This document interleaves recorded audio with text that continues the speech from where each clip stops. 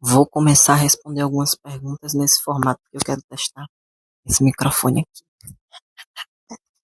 Vamos lá, já começa com a pedrada, né? Ocupar o lugar do homem na parte financeira.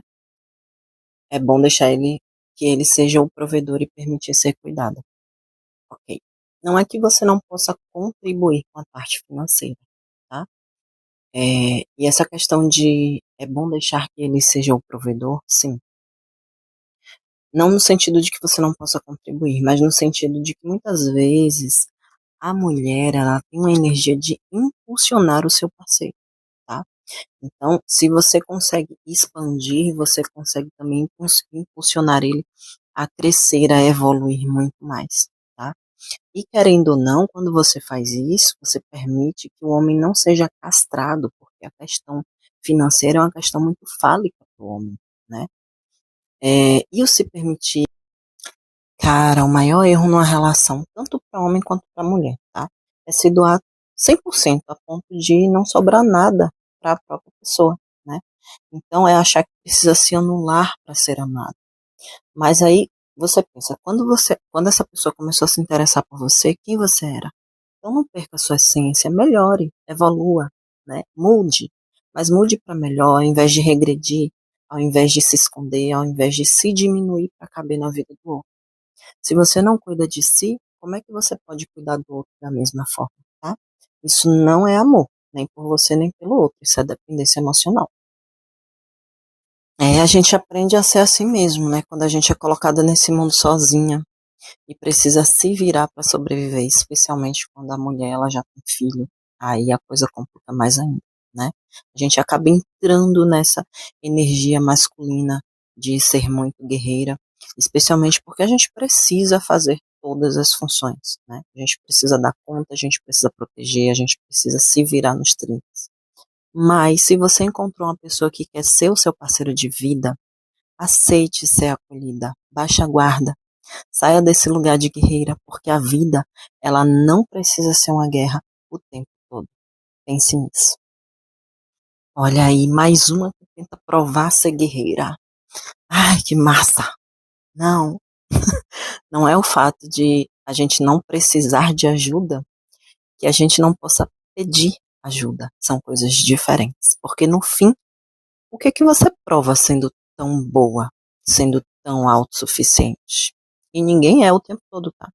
Uma hora você vai precisar de ajuda sim, com alguma coisa. Então, o que que você prova quando você mostra que você não precisa de ninguém? O que que você está tentando provar? Mas no fundo você quer alguém, né? Olha a contradição aí. Essa é boa, hein? Mas ela é pesada, ela é pesada. Por quê?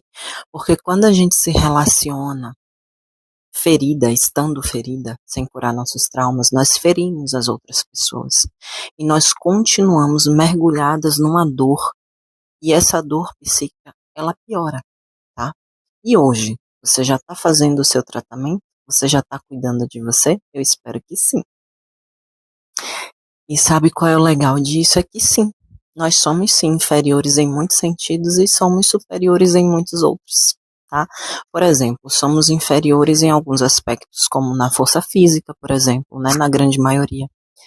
Mas isso não significa você se subjugar, porque em muitas outras nós somos superiores, como na sabedoria, na comunicação, por exemplo. Então a questão é, com que régua você tem se medido? Com a régua da energia masculina? Se ao invés de se enxergar como inferior e entrar nesse modo de disputa inconsciente com os homens, você se enxergar complemento e um passar a contribuir na vida do outro com aquilo que tem de melhor, justamente nos aspectos que falta em um e é inato no outro. Olha que maravilha! Olha que construção perfeita, que equilíbrio massa. Pois é.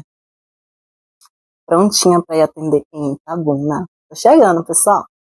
Só que antes eu vou responder mais algumas caixinhas aqui, tá? Bom, essa sua decisão aí foi uma decisão impulsiva e inconsciente, tá?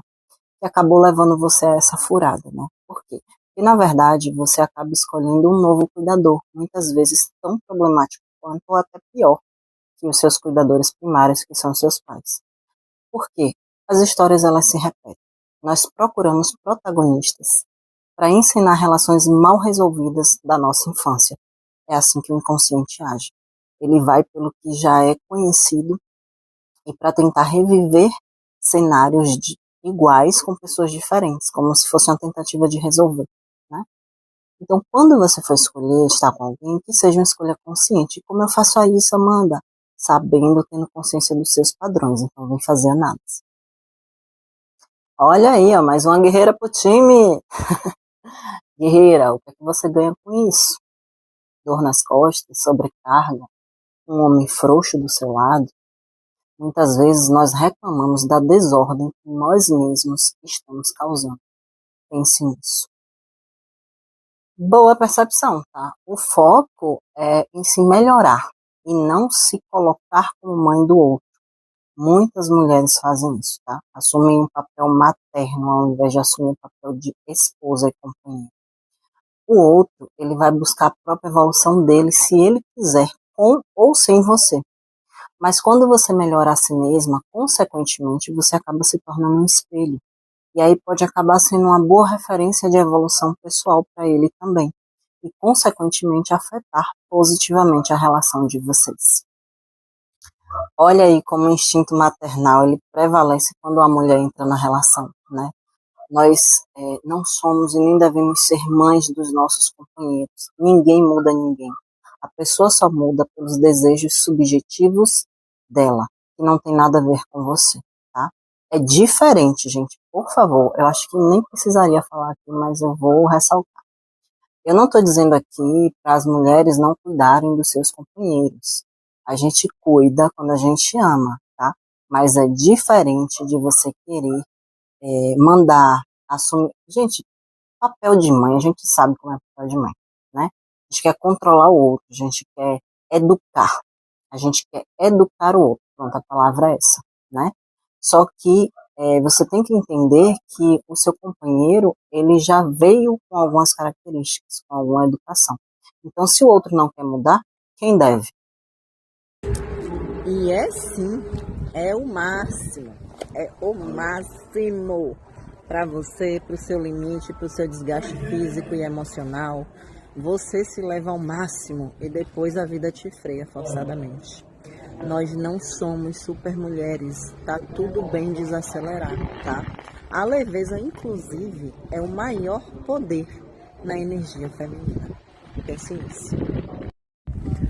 O workaholic. Como é que chama, gente, esse povo que trabalha demais? Pois é, você tem um comportamento obsessivo com relação ao trabalho. Mas eu preciso lembrar que a sua vida não se resume apenas a isso, tá? Se você tivesse só mais um dia de vida, você gostaria de passar trabalhando ou aproveitando as pessoas que você ama, os lugares que você sempre quis visitar? Seu foco está mais no essencial da vida? Pense nisso. Olha aí, mais uma que está entendendo o quanto é importante a gente valorizar o processo do tratamento psicoterapêutico para a relação consigo mesma e com os outros. Parabéns! E enquanto você vive com base no que os outros dizem que é bom para você, você sabe o que é bom para você? Então vem se conhecer, tá? Vem fazer análise. Pare de viver nas caixinhas onde as pessoas te colocam e comece a ser você. E isso daí é uma negação fortíssima, tá? Que muita gente vivencia, infelizmente, para não enfrentar a realidade de uma péssima escolha. Ou ter que admitir que fracassamos, quando não tem fracasso nenhum, gente. Você se permite fechar os olhos e empurrar com a barriga na esperança de que tudo se ajeite. Mas aí não acontece, né? E aí, se tratando de uma relação abusiva, claramente o outro não quer que as coisas melhorem. Só se você for apenas dele e fizer tudo do jeito que ele quer. E isso não é melhorar, isso é te anular. Então, que bom que apesar da demora, você conseguiu sair disso. E para quem não consegue, eu já vou orientar aqui a primeira coisa que você pode fazer, está tendo um comportamento de dependência emocional, tem um link na minha bio de um livro book, estilo PDF, né, que eu escrevi, e tá lá, o link na bio. Já começa por ali. Ó, isso daí é uma obrigação, na verdade, tá? Se você priva o homem de ser pai, você tá privando o seu filho de ter um pai. E por pensar em não enfrentar essa situação emocional difícil para você nesse momento, você pode gerar um quadro emocional ruim para o seu filho. Então, este pai, ele quer ser pai, deixa ele ser pai. Afinal, um pai que não ama o seu filho não consegue amar ninguém. E eu não estou falando apenas da contribuição financeira, não, tá? Eu estou falando de presença, inclusive. Permita que o pai dele seja pai.